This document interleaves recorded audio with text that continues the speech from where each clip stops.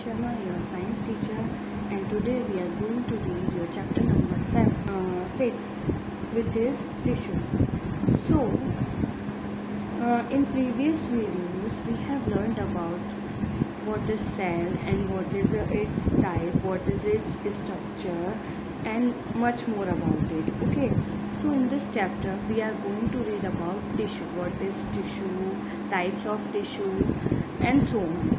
Okay, so now as I told you earlier, जैसे कि मैंने आपको पहले बताया था कि जो हमारा सेल होता है वो किसी भी ऑर्गेनिज्म का सबसे छोटी इकाई, ठीक है, सबसे छोटी इकाई होती है किसी भी स्ट्रक्चर को फॉर्म करने के लिए। जैसे जब हमने सेल के बारे में पढ़ लिया कि सेल में क्या क्या होता है, किस तरीके से वो हमारी बॉडी को मतलब किसी भी ऑर्गेनिज्म को बनाने में हेल्प करता है, उसके क्या क्या फंक्शंस होते हैं, ये हमने पढ़ लिया। तो now we will move to the next which is tissue. जैसे जैसे हमने सेल पढ़ लिया तो अब हमें क्या पढ़ना है, उसके आगे के बारे में पढ़ना है, दैट इज़ टिश्यू। क्योंकि हमने पहले भी पढ़ा था कि जो ऑर्गेनिज्म होता है वो एक प्रोसेस के थ्रू बनता है, जो जिसमें कि पहले सेल होता है, फिर नेक्स्ट हमारे ग्रुप ऑफ सेल्स आ जाते हैं जिनको हम टिश्यू बोल देते हैं। और इसी टिश्यू के बारे में हम आप पढ़ने जा रहे हैं, ठीक है।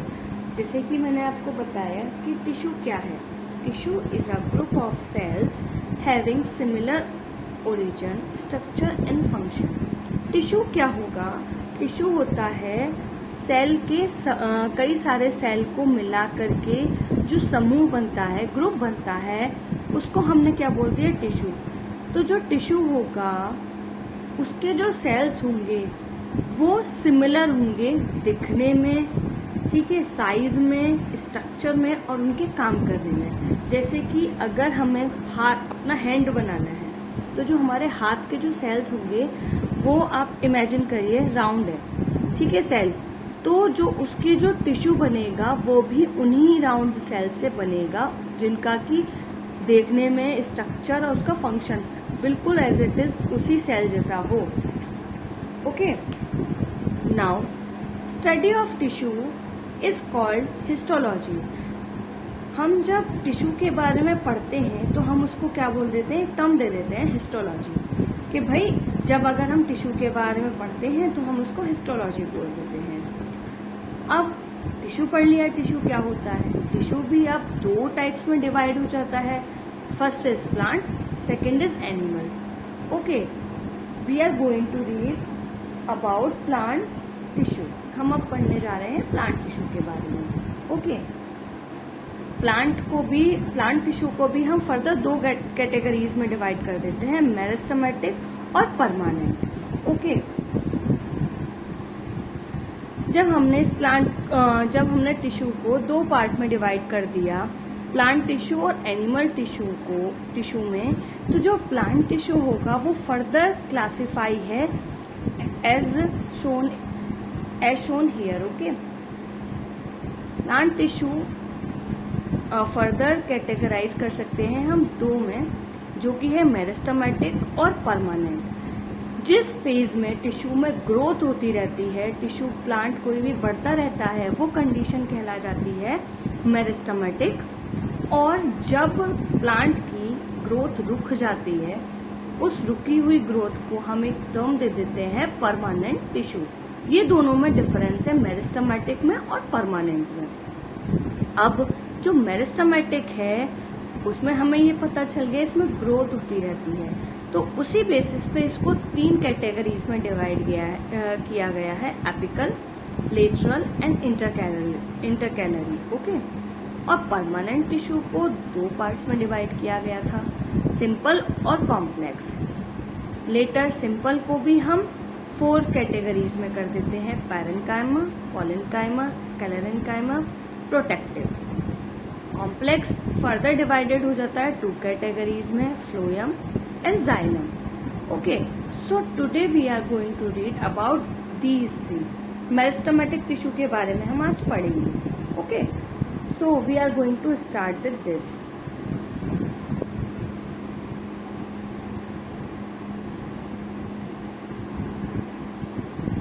Yes.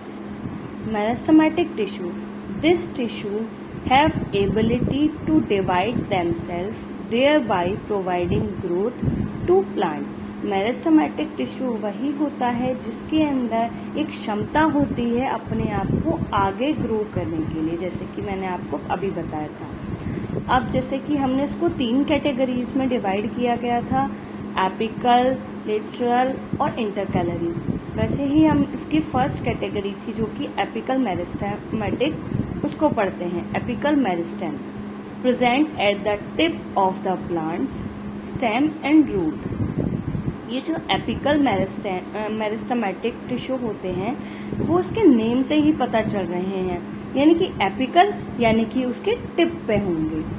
अब टिप पे वो रूट की भी हो सकते हैं और स्टेम की भी हो सकती है। ओके, बट डिफरेंस ये आ जाएगा, जब रूट की बात होगी तो उसकी जो टिप होगी वो नीचे बॉटम की तरफ होगी, और जब शूट की यानी कि स्टेम की बात होगी वो ऊपर की तरफ होगी, एक्स एक्सिस की तरफ। ओके, वाई एक्सिस की तरफ। Now it helps the plant to grow in length. जो एपिकल मेरिस्टेमेटिक टिश्यू होते हैं वो प्लांट को ग्रो करने में हेल्प करते हैं, और इसमें जो डिवीजन होता है ना वो बहुत ही रैपिड होता है, मतलब बहुत फास्ट डिवीजन होता है एपिकल मेरिस्टेमेटिक में। Okay, next we will move to the next part which is lateral meristematic tissue. It helps to increase the thickness of stem and root in plant. अब हमने ये तो पढ़ लिया कि जो एपिकल होता है वो क्या करता है, प्लांट को ऊपर की तरफ ग्रो करने में हेल्प करता है।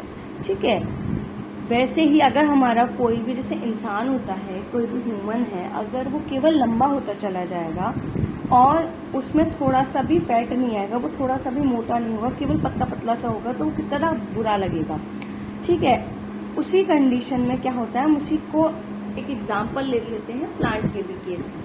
प्लांट के भी केस में क्या होगा कि जो एपिकल होता है वो तो क्या दे रहा है, उसको हाइट दे रहा है, और जो लेटरल मेरिस्टेमेटिक है वो उसको विड्थ दे रहा है, यानी कि थिकनेस दे रहा है, जिससे कि वो किसी भी आंधी तूफान में अपने आप को खड़ा कर सके। ठीक है, and third but not the last, intercalary meristematic tissue. अब जो इसका थर्ड पार्ट है मेरिस्टेमेटिक टिश्यू का वो है इंटरकैलरी मेरिस्टेमेटिक टिश्यू। इसमें क्या होता है, ये होते हैं present at the base of the leaves और इंटरनोड्स ऑन ट्विग्स। ये क्या होते हैं, जो हमारा लीफ होती है ना, जैसे ये हमारी लीफ है तो उसके बेस पर, यानी कि जो जहाँ से लीफ निकलेगी ना वहां आप देखेंगे वहाँ थिकनेस सी होगी, मोटा सा वहां पे कुछ होगा, उसी को हमने बोल दिया है इंटरकैलरी मेरिस्टेमेटिक टिश्यू, जो कि कहाँ पर प्रेजेंट होंगे, लीफ के बेस पर। ठीक है, और हम बोल सकते हैं नोड और इंटरनोड के बीच में होंगे, यानी कि कोई भी एक पेड़ होता है तो उसमें बीच बीच में गांठें सी होती हैं, उसको आप क्या कह देते हैं, नोड कह देते हो, और 2 नोड के बीच का जो होता है पार्ट उसको आप बोल देते हो इंटरनोड। ठीक है, तो ये हमारे इंटरनोड में जहाँ पे हमारी लीफ होगी वहां पर क्या होगी, बेस पर प्रेजेंट होगी। Okay, that's it for today. Tomorrow we are going to read about the permanent tissue. Thank you.